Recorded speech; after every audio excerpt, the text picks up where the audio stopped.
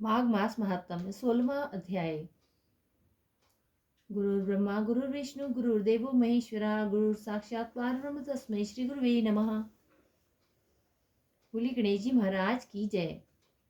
एक बार विनायक जी महाराज कुलिया में दूध और चुटकी में चावल लिए फिर रहे थे। सबसे कहते थे कि मेरी खीर बना दे। कोई ना बनावे, जरा से दूध चावल की कैसे खीर बने। एक बुढ़िया आई, बोली ला बेटा मैं बना दूं। अपने घर ले गई। गणेश जी को घर में बिठा के बोली तू बैठ, मैं अभी आती हूँ।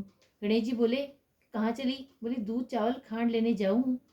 बोले अपने घर में देख। अंदर जाके देखा तो दूध का टोकना भरा है, चावल की परात भरी है और खांड की बोरी धरी है। टोकना भर के खीर बना ली। फिर खीर तैयार हो गई तो गणेश जी से बोले कि आ बेटा जीम ले। गणेश जी बोले कि मैंने तो खा ली। बोले तैने कब खाई। जब तेरी बहू ने खाई। बुढ़िया ने अपनी बहू से पूछा बहू तैने खीर झूठी कर दी। बोली हाँ जी, खीर निकल रही थी, मैंने कटोरा भर के विनायक का छींटा लगा के खा ली। अब गणेश जी से बोली कि अब क्या करूं। बोले खा ले और बांट दे। अब बुढ़िया खीर बांटने लगी तो दुनिया में चर्चा होने लगी कि कल तक तो ये भूखी मरती थी, आज खीर कैसे बांट रही है। गणेश जी चाहे झोपड़ी को लात मारी महल हो गया।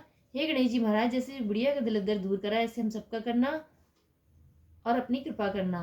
कहते सुनते पुकारा भरने वालों की। बोलो गणेश जी महाराज की जय। माघ मास महात्म्य 16वां अध्याय।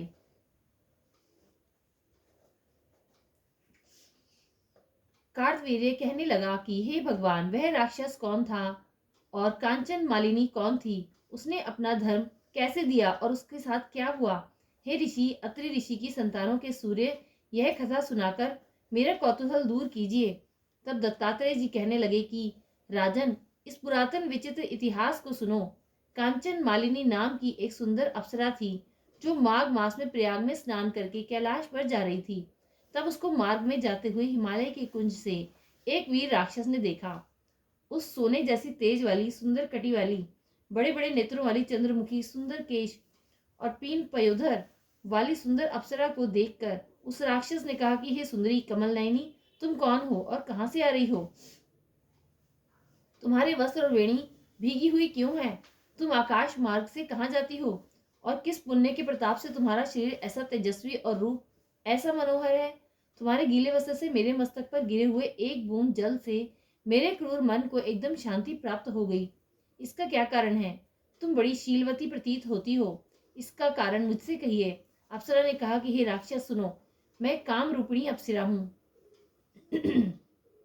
मैं प्रयाग में संगम में स्नान करके आ रही हूँ, इसी से मेरे वस्त्र भीगे हैं। अब कैलाश पर जा रही हूँ जहाँ पर श्री शिव निवास करते हैं। त्रिवेणी के जल से मेरी सब क्रूरता दूर हो गई, जिसके पुण्य के प्रभाव से मैं इतनी सुंदर और पार्वती जी की प्रिय सखी हुई। जो आश्चर्य देने वाला उदाहरण मुझसे ब्रह्मा जी ने कहा था सो सुनो।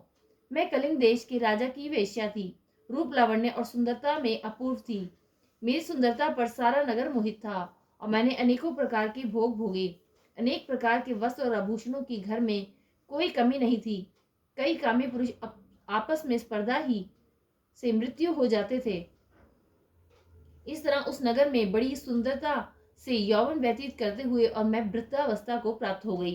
तब मेरे मन में विचार उत्पन्न हुआ कि मैंने अपनी सारी आयु पापों में ही व्यतीत कर दी।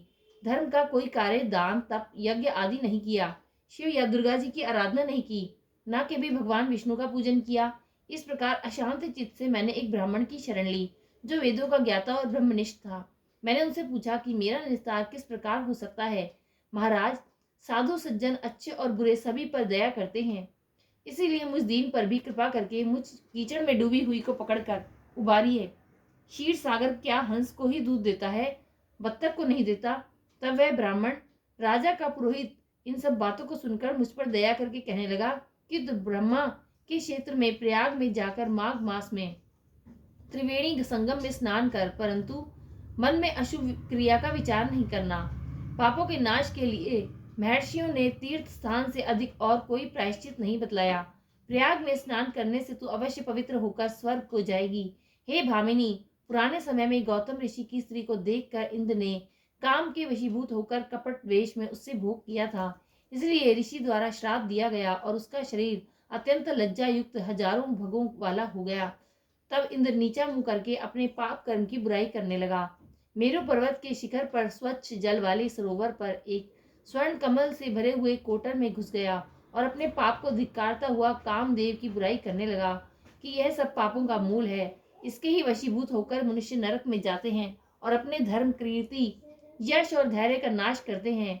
इंद्र ऐसा सोच रहा था कि इंद्र के बिना सारा देवलोक शोभाहीन हो गया। तब देवता, कंधर, किन्नर, लोकपाल इंद्राणी के सहित बृहस्पति जी से जाकर पूछने लगे कि महाराज, इंद्र के न रहने से स्वर्ग ऐसा शोभाहीन हो गया है जैसे सत्पुत्र के बिना श्रेष्ठ कुल। इसीलिए स्वर्ग की शोभा के लिए कोई क्रिया सोचिए। इस विषय में देर नहीं लगानी चाहिए। तब बृहस्पति जी कहने लगे कि इंद्र ने बिना सोचे समझे जो कर्म किया है उसका फल भोग रहा है, सो वह कहाँ है, मैं यह सब जानता हूँ।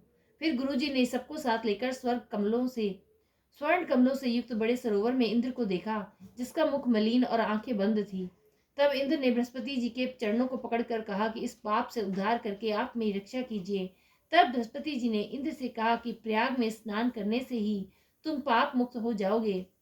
तब इंद्र सहित सबने ही प्रयाग में जाकर संगम में स्नान किया और त्रिवेणी स्नान से इंद्र पाप मुक्त हो गए।